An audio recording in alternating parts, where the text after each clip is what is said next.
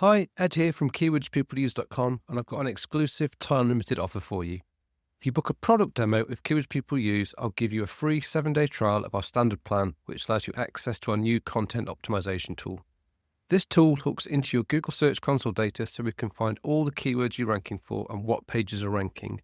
We then crawl your site content and use advanced machine learning techniques like embeddings and cosine similarity to find you content optimization opportunities that will quickly boost your impressions and clicks from Google.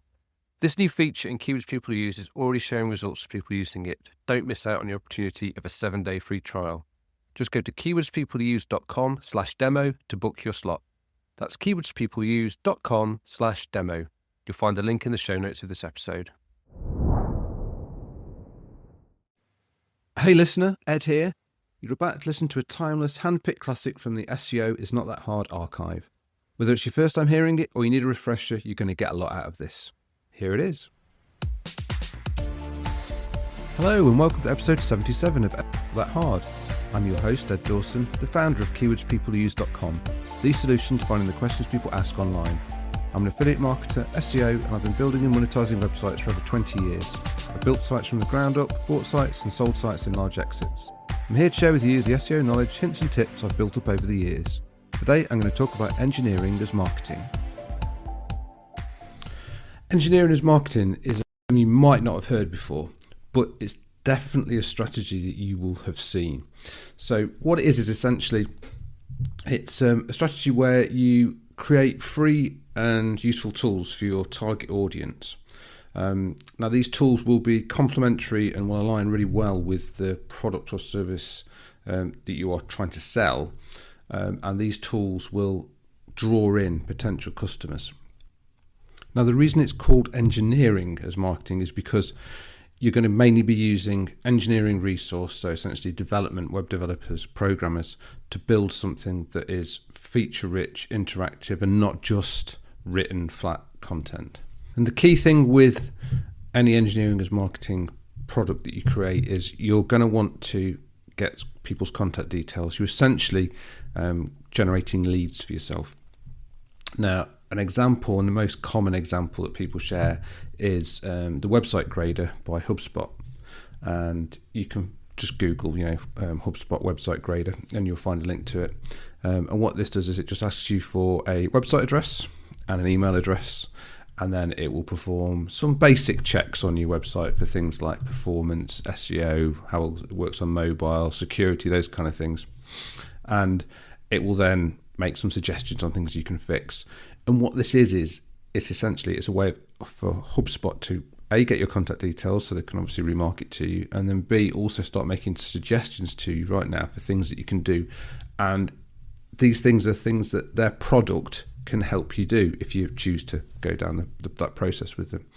So this is a great example of a tool that people will find useful just in its own right. It will also get people to link to it because people will share. It's very shareable because of what it does and how quickly it does it.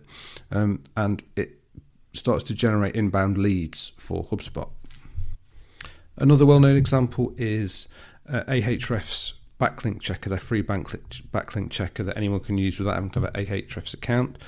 And obviously, loads of people are going to link to this because it's a great way of finding out what backlinks you've got to your or any other website without making any payment. But it obviously starts to weave in details of further things that you can do if you actually sign up for an actual Ahrefs account. Now, Ahrefs, and usually in this one, don't ask for an email address, which is more common with many of these tools, but it still works great for them, gives them loads of publicity and loads of backlinks. So if you look at why it's important to consider engineering as marketing, is because you'll get a few benefits. So you will obviously get your SEO boost by attracting backlinks, because a good tool, people will actually be the great link magnets, people will link to it. You'll generate leads, particularly if you're going to ask people for email addresses so you can follow up with them later.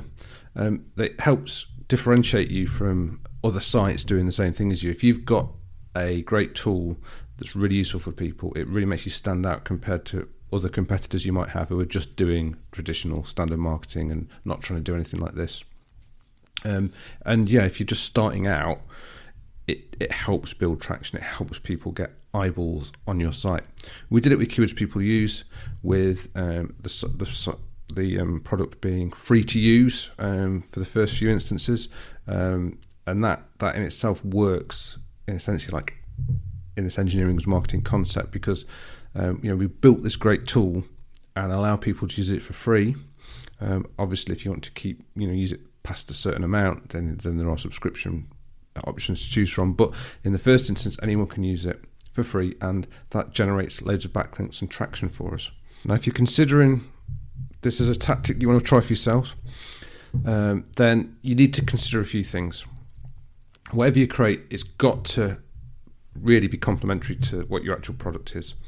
There's no point doing a sort of a cake baking calculator if what you're trying to sell is car parts. You've got to have something that is at least in the periphery of what you're actually trying to sell, so that you attract the right kind of people who are potential future customers.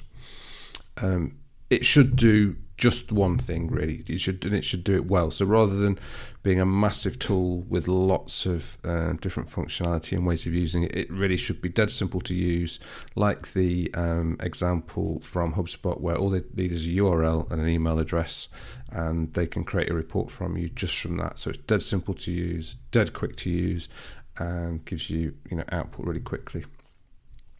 And it's obviously got to add value to the users of the tool. So it's got to be something that actually provides some kind of valuable information or useful outcome for them. It has to be free to use, obviously. It's fine to ask for an email address, and that's quite normal. There's a quid pro quo there. If you want to use this, we obviously want to be able to get back in touch with you. That is quite normal. So those are the kind of the things you've got to consider when trying to come up with what your engineering as marketing tool is going to be. So at what point do you target people with engineering as marketing tools? Well, in the next podcast episode, I'm going to be talking about search intents, and this kind of fits in quite neatly with that, because basically people who you're going to attract here are going to be people who don't know about your brand necessarily. Really, you're trying to get brand awareness with these tools. So you're going to be sort of hitting people who are only just aware they've got a problem they need to solve, and they're trying to find solutions to it, or people who don't know they've got this problem yet, but are just sort of researching around the top of a subject area to try and get an understanding of what their options are and what the problems are and how they can solve them. So we call this top of funnel, heading towards the middle of the funnel area. So this is the area where you're going to try and target people. So you've got to imagine that these people aren't aware of you as a brand yet. So you're not going to be able to rely on any kind of brand information to publicize this. You're not going to be in a situation where these people are looking to buy right now. You're pulling people in on a much further up the funnel, which means you've got a bigger audience to aim for and a wider audience to aim for, because you will pick up plenty of people that won't go on to become customers, but the idea is you'll pick up enough of those that come through will eventually turn into potential customers for you. Now, even when you've built your tool and you've got this going and up and live, you're still going to have to, at least initially, do some promotional push for it. So that is doing outreach to people to get those first few people to see it and to notice it. So you might want to use places like Twitter or LinkedIn. Use your personal network for any people you know, and sort of just push it a little bit. The great thing is, once you get your first few links, your first people using it, the ball, it will sort of become like, a stone that rolls downhill. It will gather traction on its own in time. But you're always going to have to give that initial push, so do bear that in mind. And yeah, it's not easy to create these tools, because you've got to have an idea in the first place, and then B, you've got to execute on it. But that very fact that it's not easy is what makes them work so well, because, as I've said before in previous podcasts, people will link to content and tools that they can't replicate themselves.